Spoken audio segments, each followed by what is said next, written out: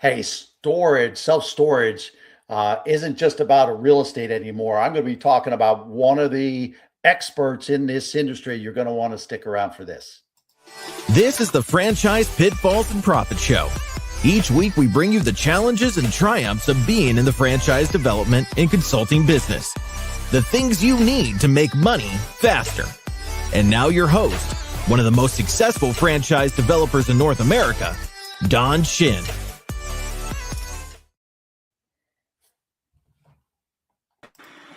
Hey, welcome everybody. Again, my name's Don Shin. This is the Franchise Pitfalls and Profits podcast.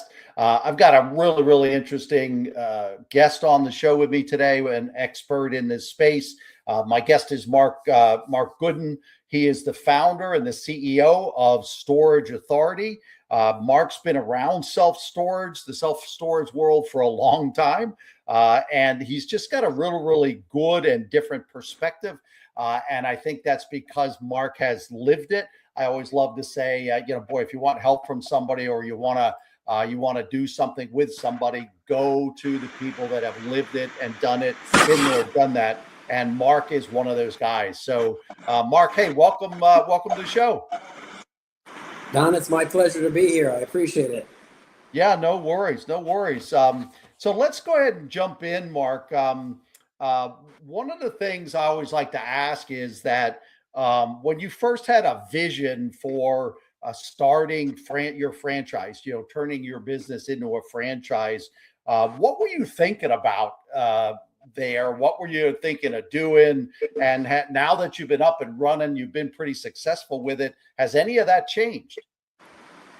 Well, I learned about self-storage at a young age. I was in my 20s when I designed my first one.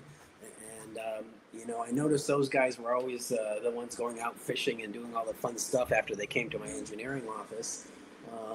And so one day, when I was about 45, I said, hey, I gotta get in this business myself. It's incredible, the return. So I actually went out and built a couple of self-storages and I retired at 50. About 55, my wife kind of says, we can't go fishing every day anymore. And at the same time, the exact same time, a guy gave me a call, Scott, from the hotel world. And he says, I bought all these books. I bought all these classes. I went to all the seminars, and I'm still not sure what to do. And he says, I want to build a self-storage. I really do. Can you help me? And I said, yeah, I'll charge you $1 by the hour. Do whatever you want. And I guarantee you'll get the information. It's going to cost you some money, but it's nothing in comparison to the value of owning a self-storage and, the 4-hour work week we like at self-storage. After about a month and a half, he said, Mark, you've done a great job, but you know what? Everything you're telling me, you could tell the next guy exactly the same thing. And you could tell the next guy. I said, yeah, I understand that. So what's the point, Scott? He says, the point is this would be good for a franchise. And he told me his story, how he was one of the top salesperson for hotel franchising and how it all worked and the reasons behind it all. And like I said, I had to find something to do for the rest of my life. Even now, I still got another 20 years. I got to do something. And so together, we decided to build a self-storage franchise, the first and currently the only self-storage franchise in the United States. And then get this, we get it all set. We get a couple of people in. And I said, Scott, you do the franchise paperwork. I'll do the engineering and the design and all that good stuff. And he says, Mark, I can't afford to do that. I have a job. So he says, I'll tell you what, I'll give you my half the company and you help me build my first self-storage. And sure enough, we did that. If you talk to Scott, you'll never find a guy as happy as he is right now. He literally sold his self-storage open for 2 years and sold it for a $6 million profit. Interesting. And that was money in his pocket. So that's how it all came about. It was just coincidental. It wasn't planned. You stumbled into it, which is pretty neat. And the thing that, and again, my audience are people that are looking to buy franchises. As you know, they're brokers, there's consultants, they're emerging brand franchisors. So So this will be fun. A lot of folks, somebody gives them the idea and they really shouldn't have franchised, and then they don't have success after, they sell a couple and then they fail, which is, according to the IFA, I think it's like 80% of franchises that start never make it 5 years. So it's great that somebody gave you the idea, you ran with it, and it actually was successful, which is really, really cool. From that very start point, Mark, has anything changed now? You kind of got into it. You wanted something to do maybe in retirement. Anything changed now that you've been successful? You've got a lot of units sold, a lot of franchises sold. So anything that's kind of changed in your mind since the days you got that started? There's always things changing. The market changes. The interest rate has made it harder. Yeah. And there's other aspects that's made it easier with technology. Yeah. Self-storage, if you built it and organized it several years ago, you had to put 8 to 15 hours in a week with your, putting your facility together with your manager. But now there's so much technology out there that you can add. An owner, once he learns the system, and I got to be cautious, once he learns the system, it can be a 4-hour work week. But you couldn't do that in the past without technology. And that's a good thing. That's leads the ability for a lot of people that want to keep their career a little bit longer, but they want to build a good side income. They can do that in self-storage. That's and there's a lot of that as you know, but again, audience doesn't necessarily know. There's a lot of folks have been looking for additional ways to generate wealth, but not necessarily quit their day job. And there's a lot of, in the last, say, 3 or 4 years, there's been a lot of brands trying to make that work, trying to tweak their model to make that work. And it doesn't work in a lot of cases. I think most of the brands trying to do that have sort of stopped doing that. It was a response maybe to the pandemic and that kind of stuff. But it's awesome that it's working in your space. Let's shift gears a little bit regarding greatest challenges. You mentioned interest rates, which obviously they could go up, they can go down. But have there been other challenges that you've gone through since you started franchising? Yes. There's certainly been a lot of challenges, as any business is. First of all, people know that self-storage has that residual income, but for the first 2 or 3 years, you have to earn it.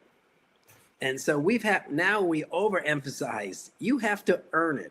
You're not going to work 4 hours and build a $10 or $15 million business. You need to spend 8 hours. You need to spend every Saturday. You need to spend Saturday and Tuesday night. So we have to emphasize that you have to earn residual income. And the hardest part actually is finding land, because it's really on your shoulders, the franchisee's shoulders. We have the manuals. We tell them the 5 best ways. We show them how to do it, the letters. We have, a lot of meetings with them. We review the land once they find it so they can learn how to review it on their own and do it faster and faster. But finding land is the most difficult part in our business, because then it goes to design. Well, you got a group. You're paying a group to design it. Then it goes to construction. Well, you're paying them to design it. And Storage Authority, checked the design, gave the parameters for the design. Yeah. So some of it's off your shoulders. And then when operations first come, the first 6 months is on everybody's shoulders, our shoulders and their shoulders, getting things up and running. But finding land, some people want to use a realtor. Mm-hmm. We tell everybody, 0 realtors. Okay. Zero, because maybe one out of 10 parcels of land we find come from a realtor. And so the odds are real low. We find land by driving the roads, online, offline. We find land word of mouth. And so that's really interesting. that means you've got to talk it up, and it's not just word of mouth. You've got to boost it up. You know, you got to meet the town staff. So it's a consistent effort because it just doesn't happen overnight. When you were doing it yourself and getting into it before the franchise, is this something that you had kind of experienced, or maybe is this something you hadn't really anticipated? Well, it didn't bother me. I had a job. It wasn't an emergency to me to find land. Once I decided, I actually found a great piece of land. Everybody said it was good, but, in the end, that land was owned by the town. And the last minute, after I paid for, $30,000 for design and all these other things, there was a little clause that nobody told us about that, the town can change their mind. I lost $30,000 in 6 months, and I had to start all over again. Yep. So as an entrepreneur, there's going to be some pitfalls, but I've done thousands of site plans and many of them self-storage. That was the only failure that I've ever seen, where you thought you had a piece of property sold and you signed a contract, but they had an out. Yeah, and again, to my audience and to my listeners, here's something that Mark just said. He's done thousands of plans. So, boy, if you're thinking of self-storage and you're going to try to go this on your own, you will save tens of thousands of dollars going the franchise route with Mark. But I don't want to be too much of a pitch man for you, Mark. I appreciate it. No worries. Let's shift gears a little bit. Looking on, so that's been kind of the challenges and maybe the early struggles. How about the successes over the years? What are some of your greatest, successes or just highlights since you turned this into a franchise and you went out of semi-retirement, or you went into semi-retirement from retirement? Well, I love to see things being built, and I love to see many success along the way. So I'll tell you what, everybody who gets in about 30 days, they say, Mark, there's no land out there. That's what they say in 30 days. And I told them before they're going to say it. They say it to me. And then we show them, okay, so we find success on land because, we look at the empirical data, but we also look at the emotional data. The emotional data can confirm the empirical data, or it can be an alternate universe making a site. Wow. And I'm a civil engineer. I designed those as a civil engineer. I understand ledge. I understand slopes and the costs and all these things. So when we make an offer, everything is put together. So, you said tens of thousands. We help our franchisees before they open the door save hundreds of thousands. So it's humongous. So when we find a piece of land, every time it's a success. Cool. Every time we start construction, does that mean you got a loan? That's a success.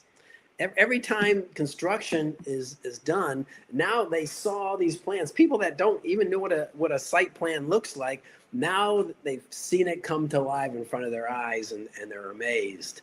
Awesome. So it's that's what excites me. Is that success and seeing a piece of paper turn into a reality. That's awesome. That's awesome. Hey, again, primarily probably for my emerging brand viewers who you were in their shoes, a number of years ago.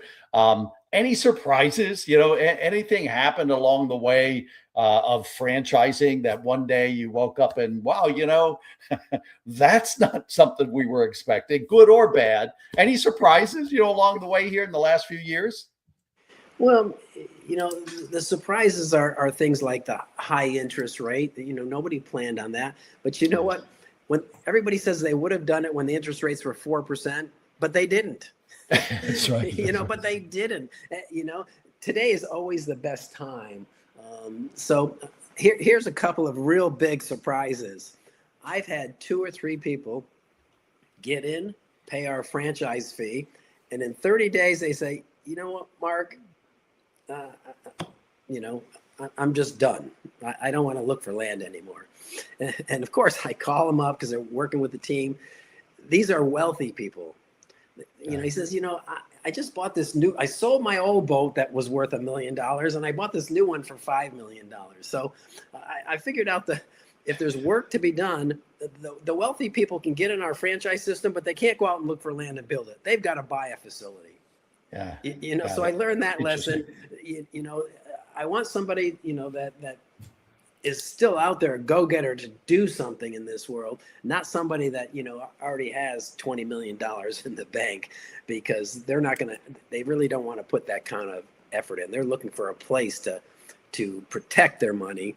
And that's simply buying a facility where you make a much smaller return than building a facility. That's really that's a real nuance, Mark, that I never thought of, and I think viewers will really appreciate you sharing that.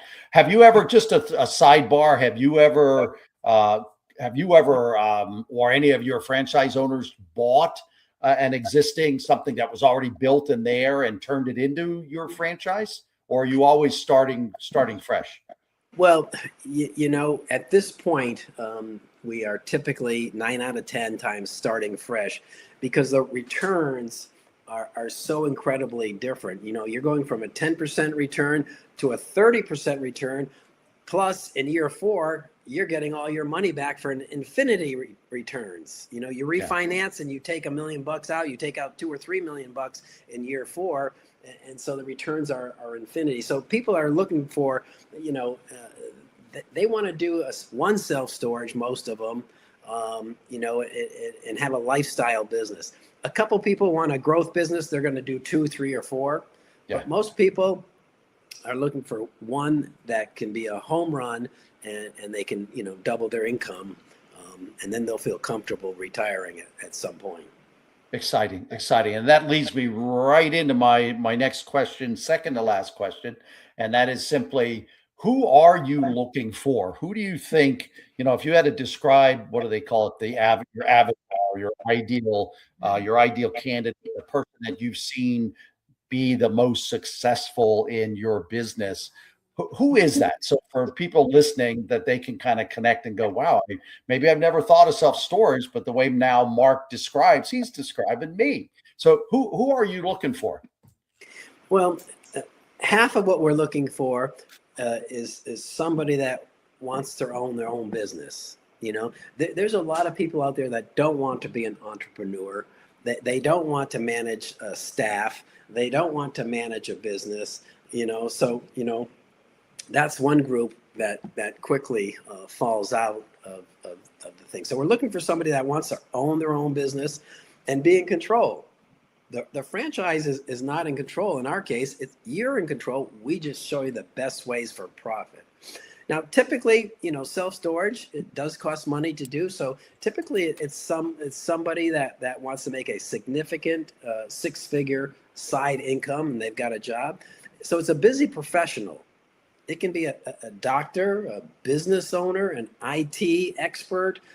We've got a dentist, so it's a busy professional that even though they make good money, they know, in many respects, if they don't put the hours in, they're not getting that money back. Kind of like me, I was a civil engineer, professional, but if I quit, I made no money. If I didn't go to work, I made no money. So, it could be somebody that we have 2 or 3 people that just sold their business, and it could be any business. It could be a plumbing business or whatever, but they sold their business and now they've got to put that money to work, and they're relatively anxious to do that and willing to put in the thing.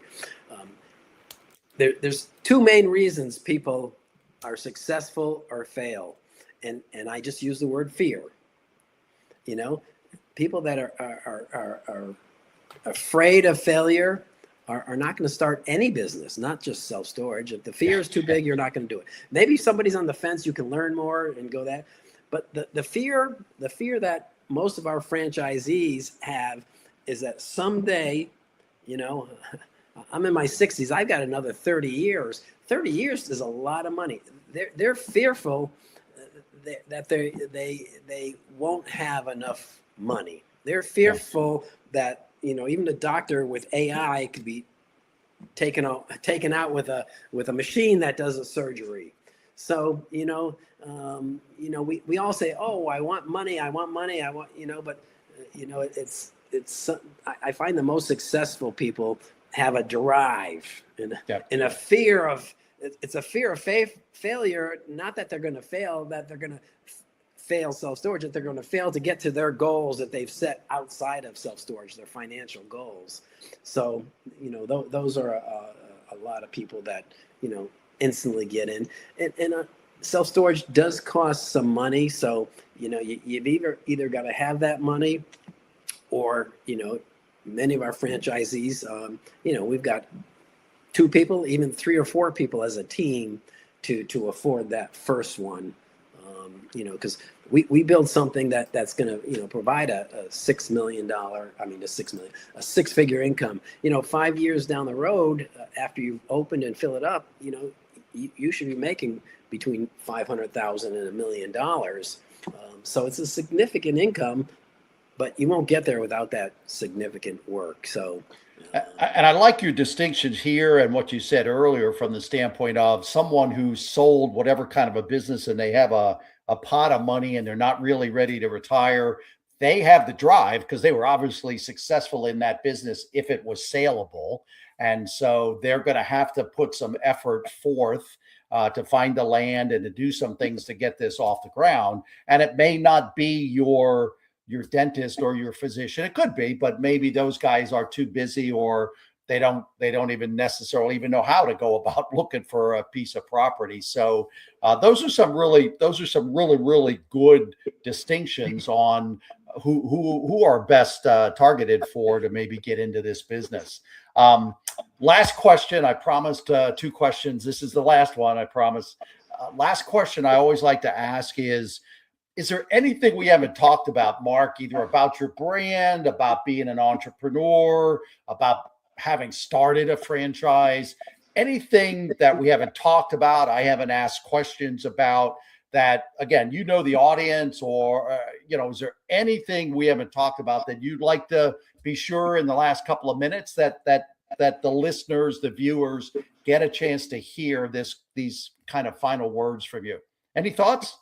Yeah, the self-storage, when you look at it, it's a simple package. Once it's built, you rent the units, you take care of your clients, you take payments, and you do sales and marketing. In our business now, you have to do a lot of sales and marketing because, the marketing the business is getting smaller. The REITs are buying more and more. So the way the way we impact our high profits is by killing the REITs in sales and marketing. So you got to be into the sales and marketing business. But self-storage is a real estate business. Real estate is the king of making millionaires and multimillionaires, and self-storage is the #1 real estate business. And some of the aspects is, hardly any employees. You don't have to go out there and paint after somebody moves out, and you don't have to wait 6 months to evict somebody. So it's a relatively easy business. So once it's built, it sells for incredibly low cap rates, which means incredibly high dollar amounts. And a big thing people don't realize is, 3/4 of the money is borrowed from the bank, and you're going to make a profit on that. If somebody said, if our franchisees went to the bank and said, I'd like to borrow $7 million, most banks are going to say no to start a business. But they say, I want to go build a business and borrow $7 million to build a self-storage. They say, okay, let's all sign on the dotted line. The banks know self-storages don't fail. Yeah. It's got the lowest failure rate of all real estate businesses. Yep. And again, go ahead. And for listeners, I just, when I analyze and have read about millionaires and how they become millionaires, it's real estate and or owning businesses. And what Mark's done here is put those 2 things together. He's got a franchise, which is own your own business, but he's got a real estate play because you need to go out and find the real estate to where to build it. Hey, Mark, I really appreciate you being on the show. And for my audience, we'll see you next week.